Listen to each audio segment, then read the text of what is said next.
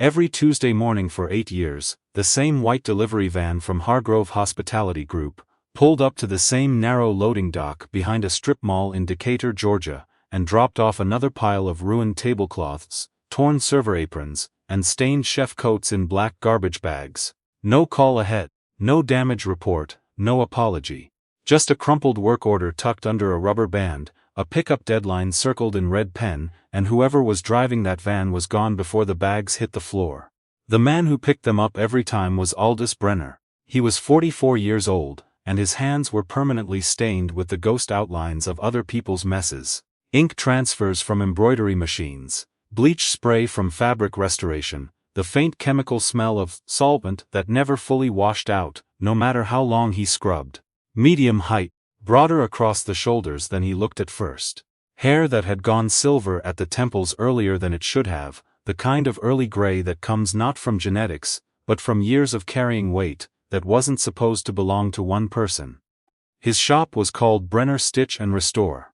16 feet wide, tucked between a tax prep office and a Korean grocery, hand-lettered sign in the window that his daughter had painted when she was 9, the letters, slightly uneven, the ampersand tilted like it was leaning against something.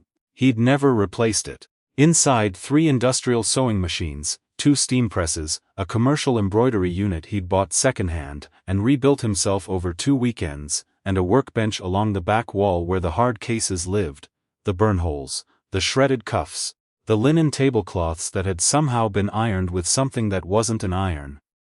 Aldous didn't turn jobs away. That was the first thing people in the industry learned about him. You brought him something impossible, so he brought it back. He had built the shop from a lease deposit his late wife Karen had helped him save for over 3 years before she got sick. She didn't live to see the sign go up. She died 14 months before the shop opened, and Aldous had almost closed it before it started. Had stood in the empty space with his daughter, Bree, who was 6 at the time, holding a measuring tape neither of them knew what to do with, and thought seriously about walking away. Bree had looked up at him and said, with the absolute certainty of a child who doesn't know the size of what she's asking, "Mom said this was going to work." He'd stayed. That was 8 years before Hargrove Hospitality Group's problems became his. Hargrove was not a small company. At its peak, it managed 43 restaurant locations across 5 southeastern states, including 3 upscale concepts in Atlanta that showed up on best of lists and pulled in private event revenue that most operators would trade a building to have. The woman running it was Renee Farrow, who had taken a regional catering outfit her father started in Savannah and expanded it into something that got written up in trade publications and invited to panels. She was 41, relentless, and by most external measures, spectacularly successful. Aldous had never met her. In 8 years, he had never spoken to anyone from Hargrove above the level of whatever assistant managed vendor logistics. His contact was a rotating cast of coordinators who called themselves operations liaisons and sent emails in all caps when deadlines were close. He had no direct line, no account rep, no relationship. He had a vendor ID number, HVG087, and a net 30 payment schedule that was frequently net 45 and once, memorably, net 67. But the work kept coming. Every Tuesday, Hargrove's restaurants produced a specific category of textile damage that Aldous had come to think of as event aftermath. 40 guests at a rehearsal dinner, someone's sleeve in the candle, 6 tablecloths ruined, a buyout party for a pharmaceutical company, DJ sets up without asking, speaker cable burns a path across the best linen Hargrove owned.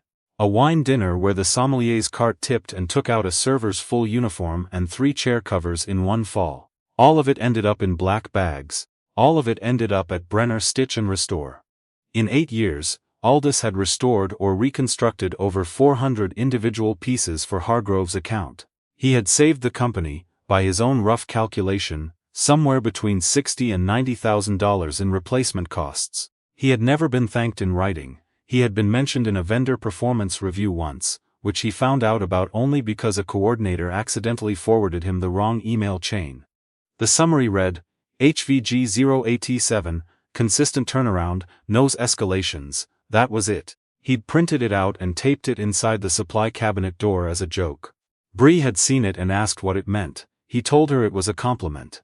She said it didn't sound like one. She was 11 then. she was sharper than she had any right to be. Bree was 14 now. She did her homework at the worktable near the front window every afternoon after school. Not because she had to, but because she said the machines were good background noise. She was quiet in the way some kids are quiet. Not withdrawn, just internal, noticing things without announcing it. She helped fold finished pieces on busy days, had learned to work the embroidery machine for simple text, by watching her father without asking, and knew instinctively which customers Aldous was stressed about. Before he said a word, their mornings were structured to the minute. Aldous up at 5:15, Bree up at 6:30. Breakfast was toast and whatever fruit was on sale that week, eaten standing at the kitchen counter. School drop-off was 7:50. He was at the shop by 8:10. He picked her up at 3:40 unless she had track, in which case it was 5. On track days he worked later and ate dinner cold. No vacations in 4 years, no days where both of them had nothing scheduled. The only consistent rest either of them got was Sunday mornings, when Aldous let himself sleep until 7 and made pancakes, and Bree read on the couch until 11, and they didn't talk much but didn't need to. This was the life Hargrove Hospitality Group had been built on top of, without ever knowing it. The collapse, when it started, came from the direction no one watches carefully until it's already too late. Not a scandal, not a health inspection disaster, not even a lawsuit, though those came later. It started with a single bad quarter, followed by an aggressive expansion into 2 new markets that drained cash reserves at exactly the wrong time, followed by a supplier contract dispute that disrupted 3 of the flagship kitchens simultaneously. Renee had made decisions that looked correct in isolation and catastrophic in sequence. The industry called it overextension. Her CFO called it, in a resignation letter that later became public, a fundamental failure to pressure test assumptions. By the time Hargrove's situation reached the business press, the company had already closed 9 locations. By the time Renee called an emergency session with her remaining department heads, the vendor network was in open revolt over unpaid invoices. That's when someone pulled the textile line item. It wasn't because anyone was looking for a hero. They were looking for costs to cut, places where contracts could be renegotiated or terminated. A junior analyst named Derek, 2 months out of a supply chain program at Georgia State, was running through the vendor ledger and stopped on HVGO 087, 8 years, consistent billing, no escalations, no contract review in 5 years. He flagged it as a renewal target, meaning he thought they might be able to push the rate down. He dug a little deeper to prepare a negotiation brief, and what he found made him close his laptop and walk to his manager's office without knocking.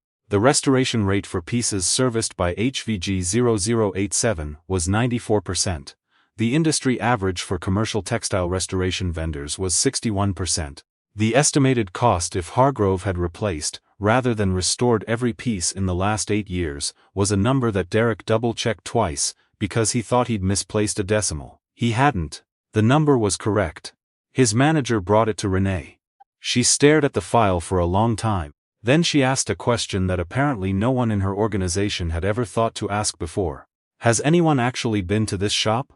The answer was no. On a Thursday morning in early March, Renee Farrow drove herself to Decatur. No assistant, no operations team, no advance call. She pulled into the strip mall lot in a car that cost more than Aldous made in 2 years, walked past the Korean grocery, past the tax prep office, and pushed open the door of Brenner Stitch and Restore. The small bell above the door rang. Aldous was at the embroidery machine, resizing a logo on a chef coat for a catering company 3 blocks away. He looked up. He recognized her the way you recognize someone whose face has been in trade publications and conference programs. Not personally, but categorically. He knew who she was before she introduced herself. There was a moment of total stillness. Then Renee said, "I'm looking for Aldous Brenner." He set down the coat. "You found him." She looked around the shop, the machines, the organized shelves of thread and stabilizer, and pressing cloths. The work lined up along the back wall, each piece tagged with a claim ticket. Bree's crooked hand-lettered sign in the window, catching the morning light. The general feeling of the space, which was not impressive in any way that people who ran 43 restaurants would usually recognize, but which was also unmistakably competent. The kind of order that only comes from someone who has been doing something long enough to understand exactly what it requires. I should have come here a long time ago, she said. Aldous didn't respond to that immediately. There were a lot of things a person could say to 8 years of silence. He had thought of most of them over the years.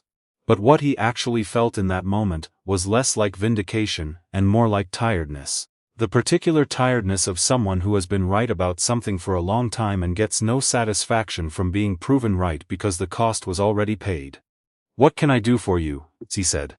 Not a question, flat, professional. Renee explained the situation, not the public version, but the real one: the closures, the cash position, the supply chain fracture. The flagship event space in Buckhead that was hosting a gala for a children's hospital foundation in 11 days. A contract Hargrove desperately needed to execute perfectly. Because the foundation's board included 4 of Hargrove's largest remaining investors. She'd lost her primary textile vendor 2 weeks ago. The replacement she'd lined up had called off the contract 4 days ago, due to Hargrove's payment status. She was standing in a strip mall in Decatur, because her analyst had found a number she couldn't explain and couldn't ignore. "I need someone who can handle the full textile package for this event," she said. 400 guests, white linen service, 48 round tables, custom embroidered napkins with the foundation's mark, chair covers, server uniforms for 38 staff. Aldous was quiet. The embroidery machine behind him had stopped when he stood up. The shop was very still. He thought about the 8 years of Tuesday vans, the garbage bags, the crumpled work orders, the net 67 payment, the vendor review that called him no escalations, like that was the whole of a person. He thought about Bree, doing homework at that table every afternoon, and the pancakes on Sunday mornings, and the measuring tape they hadn't known what to do with, and Karen saying this was going to work. "The turnaround is 11 days, he said. "Yes, custom embroidery on 400 napkins, the foundation's monogram. I have the digital file. I'll need a confirmed deposit before I order materials." Renee didn't flinch. "Done. 50% of the total job estimate, cleared in my account before I buy a single spool of thread." "Understood." He looked at her for a moment, not with hostility, not with warmth either. With the same level attention he gave a piece of damaged fabric, when he was figuring out what it was actually going to take. "You're going to need to send someone over tomorrow morning to go through the full scope with me," he said. "Someone who actually has authority to make decisions, not a coordinator. If scope changes, I need a direct line." "I'll come myself," she said. He nodded once. 8 o'clock, she left. The bell above the door rang again. Aldous stood in the shop for a moment after she was gone, then sat down at the embroidery machine and picked up the chef coat he'd set down. He finished the logo, packaged it, tagged it, moved to the next item on the board. That night, when Bree got home from track, and found him eating cold rice at the workbench, she looked at the whiteboard where he wrote the week's jobs and saw the new entry at the bottom: 400 covers. Custom embroidery, Hargrove. "Isn't that the company with the vans?" she asked. "Yeah." She opened the refrigerator. "They finally come in person?" "Yeah." She poured herself a glass of water, thought about it for a second. "Did you say yes?" He looked up at her. "I said yes." She nodded, like that was the right answer, and went to do her homework. The next 11 days were the hardest sustained stretch of work Aldous had run since the first year of the shop, when he'd been trying to prove the business model to himself. At the same time he was grieving and raising a 6-year-old. He brought in 2 freelance sewers he'd worked with before, women who knew what they were doing, and didn't need to be managed closely. He ran the embroidery machine in 2 shifts, himself in the mornings, his evening freelancer from 2 to 8. He slept 6 hours a night and considered that enough. Renee came at 8 in the morning on the second day, with a legal pad and a color-matched thread sample, and the foundation's logo file on a USB drive, and she sat across the work table from him, and they went through every item with specificity that surprised her about herself. She had been in restaurant operations for 18 years, she knew how to run a room. But she had never actually sat down with the person who made the linens work, and discussed it at this level. She found herself writing things down. On the 4th day, she came back without a specific reason, just to see how it was going. She didn't say that, she said she was in the neighborhood. Aldous didn't press it. On the 6th day, she stayed until 5 in the afternoon, and helped fold finished napkins into the staging bins, because they were running behind, and he needed hands. She was not good at it. He showed her the fold twice. She got it on the third try. She didn't make a thing of it. He noticed she didn't make a thing of it. On the 8th day, Bree came in after school, and found Renee and her father eating sandwiches at the back workbench, and going through the master checklist together. Bree assessed the situation in about 4 seconds, got her own sandwich from the mini-fridge, sat down at the front table, and started her homework without comment.